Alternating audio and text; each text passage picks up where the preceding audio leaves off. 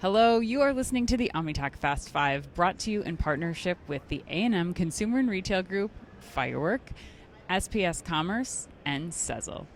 Headline number 2. This one's interesting. Stitch Fix has named a new CEO. Also said Stitch Fix, not Stitch Flicks. That sounds sexy. According to Retail Dive, again, Matt Baer, Macy's Chief Digital Officer, will take over the CEO role at Stitch Fix from Katrina Lake on June 26th. Lake had returned to the helm, to helm the company for the past 6 months upon the abrupt departure of the company's former CEO, Elizabeth Spaulding. Baer joins after stints at Macy's and Walmart and takes over after Spaulding had created a purchasing option that allowed Stitch Fix customers to buy directly from its site, in stark contrast to its original operating model. In the past several months, however, Stitch Fix has moved away from the strategy, and according to Retail Dive, has been, quote, restoring an emphasis on its style-led box service and focusing on profitability over growth, end quote. Ann. Yes. What are your thoughts here? You like this move? What does it say about either Macy's and or Stitch Fix? You know, I'm focusing on Stitch Fix here, and I think that the key point to focus on is if there's a time for Stitch Fix to become relevant again, now is the time. If there's a time, If right. there's a time.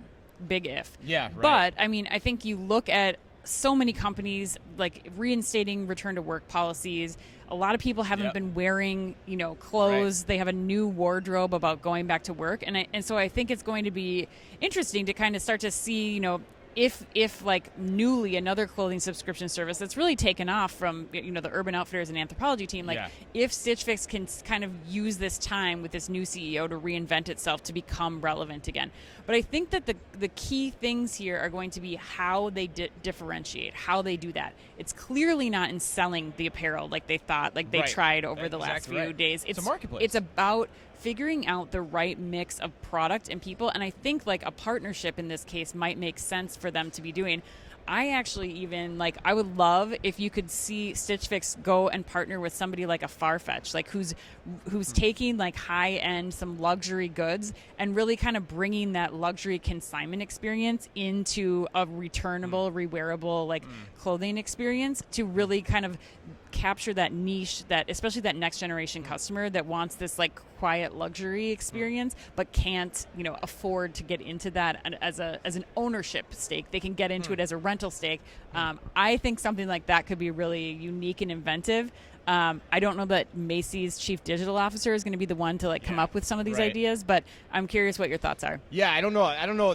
Man, that's a crowded space. I don't know if I can buy into that. But my thoughts are a couple-fold on this. First of all, let's hit the Macy's side of this. To me, there's a lot of leadership change going on at Macy's now. Mm-hmm. You've got a new CEO coming on board. Yep. Because Jeff Gannett announced his retirement. You've got the chief digital officer leaving, who was supposed to be the architect of the big digital strategy, which was the marketplace. Yep. He was there a scant 3 years. Yes. So it's kind of why aren't you seeing that through? How is that doing? Yeah. Is this a harbinger for more bad earnings to come from Macy's? I think you have to ask that question. Now the Stitch Fix side, right? Mm-hmm. I think you're right. It's it's a tough, even as you're talking about it, it's tough to see how they win in the long run. Farfetch, my thing would be why does Farfetch need them to do that, right? Couldn't they do that on their own? And then it's a wholesale pivot to resale too, which could maybe is a way to take this, but let's get back to Matt Baer too. So, first of all, his background, Ann, as we talked about on the show, is much better than the previous CEO. Yes. I mean, we kind of predicted that the CEO was going to go out in a flame when she got hired. Well, she was only a 6-month hire. Yeah, so she was like a temporary hire. No, she was a hire, and then Katrina Lake came in. Oh, for 6 months. For 6 months in the interim, right? So we kind of predicted that was going to happen. But then my other thing is, let's talk about Matt for a second. So my first impression of him is okay. I heard him speak at Shop Talk. I was kind of meh. Mm-hmm. But then the other thing, in the green room, I don't know if you remember this, but he turned his badge on us. And I was like, dude. On us or you? On me, particularly. Yeah, because I was walking by. He turned his badge. I'm like, dude, come on. Yeah. It's a green room. Yeah. You don't turn your badge in the green room. Everyone knows each other. You're supposed to be in there. And by the way, we do what we do. I know who you are. Yes. So take it down a peg.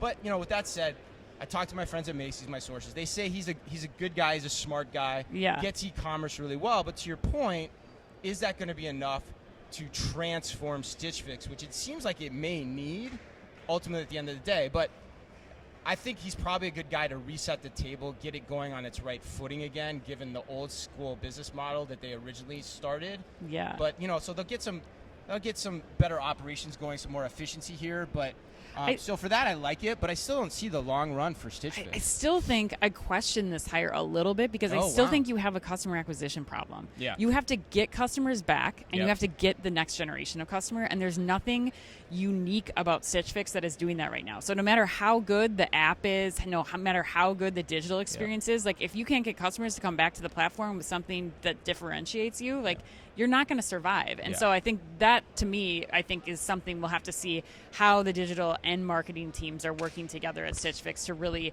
give people that reason that Stitch Fix exists. And the other part, too, is we've heard a lot under the hood from our sources, too, over the years. Like, there's been a lot of questions about the AI and the actual AI being done in the styling, the actual data science in the styling versus the actual physical stylist. The actual people stylist, them not being happy. Yes. Maybe I wouldn't be surprised if he's selling like, hey, AI can be the way to change this It model. might be. And maybe it could be. Like, that's a whole nother way to transform it. So, who knows? We'll see.